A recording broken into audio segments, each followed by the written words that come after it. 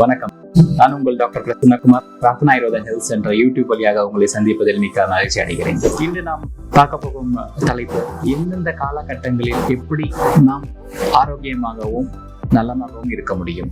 அதாவது இதுக்கு தினச்சரியன்னு சொல்லுவாங்க.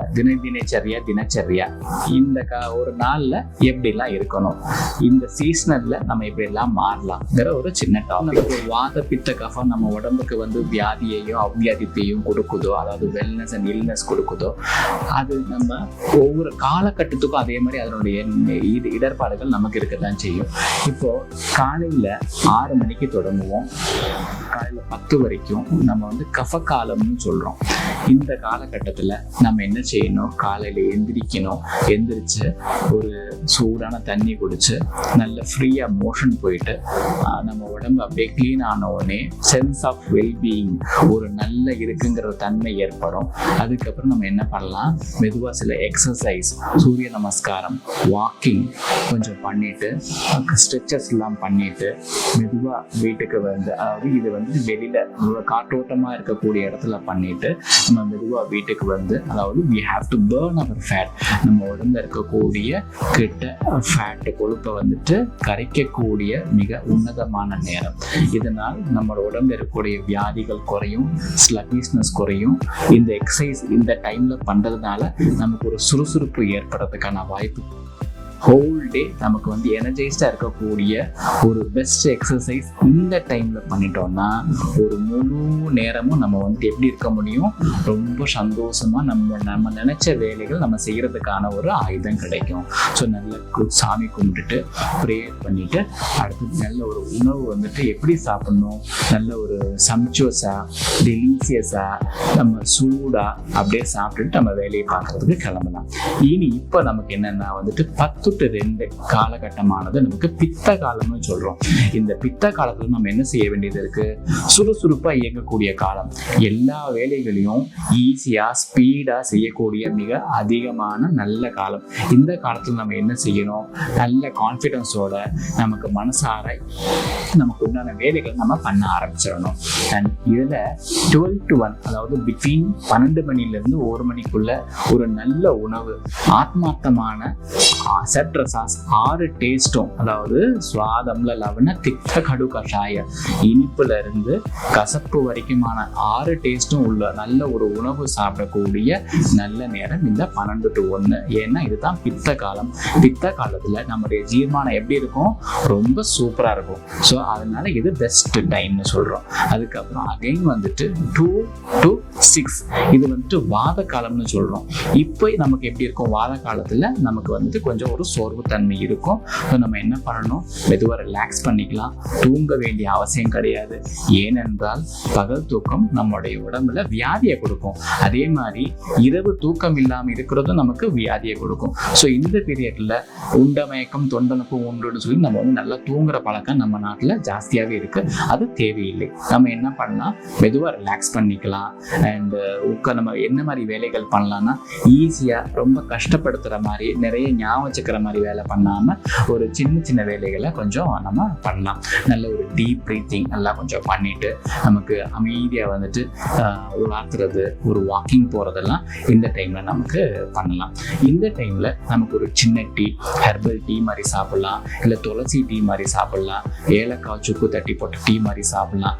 சாப்பிட்டு முடிச்சுட்டு ஒரு விளக்கு ஏற்றிட்டு அமைதியா உட்காந்துக்கிறதுக்கான சிறந்த நேரம் இந்த 2 to 6 PM. அதுக்கப்புறம் நமக்கு வரக்கூடியது 6 to 10 PM. அதாவது இவ்வளவு நேரம் நம்ம பார்த்தது காலையில இருந்து கஃபம், பித்தம், வாதம் எந்தெந்த டைம்ல எப்படி மாறுபடுதுங்கிறது பார்த்துருந்தோம். இனி இந்த டைம் இப்போ பார்க்க போறது இரவுக்கான கஃபம், பித்தம், வாதம் பார்க்க போறோம். ஸோ இப்போ இரவுக்கான 6 to 10 மணி வரைக்கும் கஃப காலம்னு சொல்றோம். இப்போ இதுல என்ன பண்ணலாம், நம்ம பேசிக்கலா இந்தியாவில் பண்றதுதான். இதே கொஞ்சம் கரெக்டா கடைபிடிச்சோம்னா ஹெல்த்தியாக இருக்கலாங்கிறது தான் இந்த டாபிக் நம்ம பேசுகிறோம். இப்போ இதில் என்ன பண்ணலாம், நம்ம டின்னர் சாப்பிடலாம். டின்னர் எப்படி இருக்கணும், மிக மைல்டு டின்னராக இருக்கணும். கொஞ்சம் சீக்கிரமாகவே சாப்பிட்டோம்னா நம்ம ஜீர்மானம் ஆகிறதுக்கு, தூங்குறதுக்கு முன்னாடி ஜீர்மானம் ஆகிட்டோம்னா ஒரு நிம்மதியாக தூக்கம் வரும். ஸோ அதனால இந்த டைமில் இதை சாப்பிடலாம். இந்த டைமில் நம்ம என்ன பண்ணக்கூடாது, நல்லா பரோட்டா சாப்பிட்றது, பிரியாணி சாப்பிட்றது, ஹெவி ஃபுட் சாப்பிட்றதுலாம் பண்ணக்கூடாது. இந்த டைமில் லைட் ஃபுட்டாக மைல்டு சூடோட சாப்பிட்டுட்டு அமைதியாக ஃபேமிலி டைம், அப்படியே ஃபேமிலியோட டைம் ஸ்பெண்ட் பண்ணிவிட்டு ஒரு சின்ன வாக்கிங் மாதிரி போயிட்டு அப்புறம் நம்ம என்ன பண்ணலாம், மெதுவாக ஒரு பாட்டு, இதமான ஒரு பாட்டு கேட்டுட்டு, காட்டுத்தனமாக நம்ம டிம்முன்னு பாட்டு கேட்காம இதமான பாட்டு கேட்டுட்டோம்னா அதுக்கப்புறம் நிம்மதியான ஒரு தூக்கத்துக்கு நம்ம போகலாம். அதுக்கப்புறம் வரக்கூடியது இரவுக்கான 10 to 2 மணிக்கான பித்த காலம்னு சொல்கிறோம். இங்கே நம்ம உணர்வு நல்ல அமைதியாக நிம்மதியாக தூங்கக்கூடிய காலம்னு சொல்கிறோம்.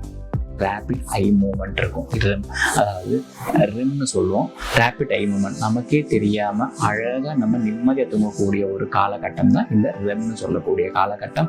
இதில் நமக்கு வந்துட்டு கனவு, நல்ல கனவும் கெட்ட கனவும் வர்றதுக்கு எது காரணமாக இருக்கும், நம்ம இரவு உண்டோம் இல்லையா உணவு, அதுதான் காரணமாக இருக்கும். ஸோ நமக்கு இப்போ என்ன செய்யணும், நல்ல ஒரு உணவு, அருமையான ஒரு உணவு, மைல்டான உணவு சாப்பிட்டோம்னா இங்கே வரக்கூடிய ஒரு ட்ரீம்ஸ், கனவுகள் வந்துட்டு நல்ல ஒரு கனவு வந்து நமக்கு நிம்மதியான உறக்கத்தை கொடுத்துரும்.